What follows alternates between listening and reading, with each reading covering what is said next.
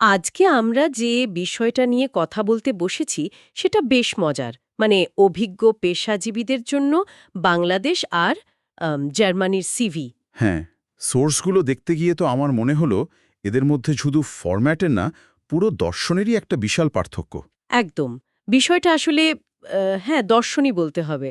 বাংলাদেশের সিভিকে আমরা অনেকটা জীবন বৃত্তান্তের মতো দেখি, তাই না? একটা ডায়েরির মতো। মানে এটা বলে আমি কি কি করেছি। আর অন্যদিকে জার্মান সিভি, যেটাকে ওরা লেবেনসলাভ বলে, সেটা হচ্ছে একটা সেলস পিচ। Sales pitch. হ্যাঁ, এটা সরাসরি নিয়োগকর্তাকে বলে আপনার এই সমস্যার জন্য আমিই সেরা সমাধান এবং এই হলো তার প্রমাণ। বাহ! ইতিহাস বনাম সমাধান, এই আইডিয়াটা মাথায় রাখলে তো পুরো ব্যাপারটা বোঝা সহজ হয়ে যায়। ঠিক। তাহলে তো প্রথম দর্শনে একটা বড় ধাক্কা লাগার কথা সিভির সাইজ নিয়ে। আমাদের দেশে তো ৩, ৪ এমনকি ৬ পৃষ্ঠার সিভিও চলে। চলে মানে ওটাই স্ট্যান্ডার্ড ধরা হয় অনেক ক্ষেত্রে।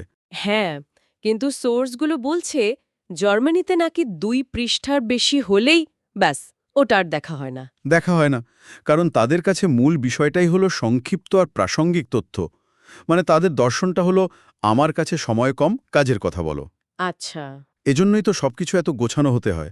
রিভার্স ক্রোনোলজিক্যাল, মানে নতুন অভিজ্ঞতা সবার আগে। এলোমেলো তথ্যের কোনো জায়গায় নেই।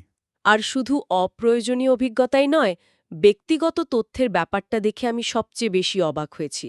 আমাদের সিভিতে তো বাবা-মার নাম, ধর্ম, ম্যারিটাল স্ট্যাটাস এনআইডি নম্বর পর্যন্ত দেয়া হয়। ঠিক, কিন্তু জার্মানিতে নাকি এগুলো দেওয়াটাই একটা প্রায় বারণ।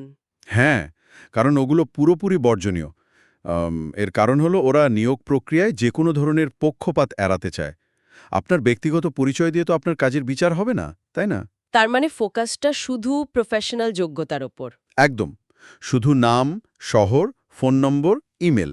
খুব বেশি হলে একটা লিঙ্কডইন প্রোফাইল। ব্যাস। এবার আসা যাক সবচেয়ে, আমার মতে সবচেয়ে গুরুত্বপূর্ণ পার্থক্যটায় কাজের অভিজ্ঞতা। আমাদের দেশের সিভিতে আমরা কি লিখি? একটা লম্বা দায়িত্বের তালিকা, হুম। যেমন ক্লায়েন্ট ম্যানেজমেন্ট, রিপোর্ট তৈরি, টিম পরিচালনা, এসবের দায়িত্বে ছিলাম। ঠিক। কিন্তু একজন জার্মান ম্যানেজার এটা পড়ে ভাববেন, সো হোয়াট, আপনার দায়িত্বে থাকার ফলে কোম্পানির কি লাভটা হলো? ও আচ্ছা। তারা জানতে চায় আপনার কাজের ফল, মানে ইম্প্যাক্টটা কী ছিল, আপনি থাকার কারণে কি পরিবর্তন এসেছে। এজন্যই তারা সংখ্যা পছন্দ করে। একটা উদাহরণ দিলে কেমন হয়? ধরুন, আপনি শুধু লিখলেন রিপোর্ট তৈরি করতাম, হুম। এটা দিয়ে কিছু বোঝা যায় না। কিন্তু যদি লেখেন নতুন একটা প্রসেস তৈরি করে রিপোর্টিংয়ের সময় ৩০% কমিয়ে এনেছি, তাহলে সেটা একটা অর্জন। এক্স্যাক্টলি, ওটাই তারা দেখতে চায়। দায়িত্ব নয়, অর্জন। হুম। ১২০টা ক্লায়েন্ট পোর্টফোলিও ম্যানেজ করেছি বা কাস্টমার স্যাটিসফ্যাকশন ৯৮% করেছি, এই ধরনের কথা। তাই না? মানে এগুলোকে তারা খুব সাধারণ প্রশংসামূলক বাক্য হিসেবে দেখে। শুধুই ফাঁকা বুলি। তাহলে কি লিখতে হবে? সুনির্দিষ্ট, মানে পরিমাপযোগ্য স্কিলস, যেমন technical skills, advanced Excel, SAP, বা ধরুন language skills, German B1, English C1, একদম ক্যাটাগরি ভাগ করে। আচ্ছা।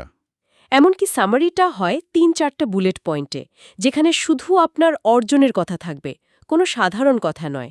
তাহলে পুরো আলোচনাটা যদি এক জায়গায় আনি, ব্যাপারটা এরকম দাঁড়ায় যে বাংলাদেশের সিভি হলো অনেকটা এই আমার পুরো ইতিহাস, আপনার যা দরকার খুঁজে নিন।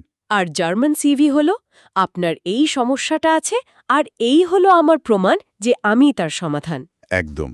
ইতিহাস বনাম সমাধান, যেটা আপনি শুরুতেই বলেছিলেন।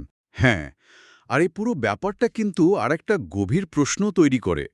মানে একটা সিভি তো শুধু একটা কাগজ না, তাই না? এটা একটা দেশের কর্মসংস্কৃতির আয়না। ঠিক।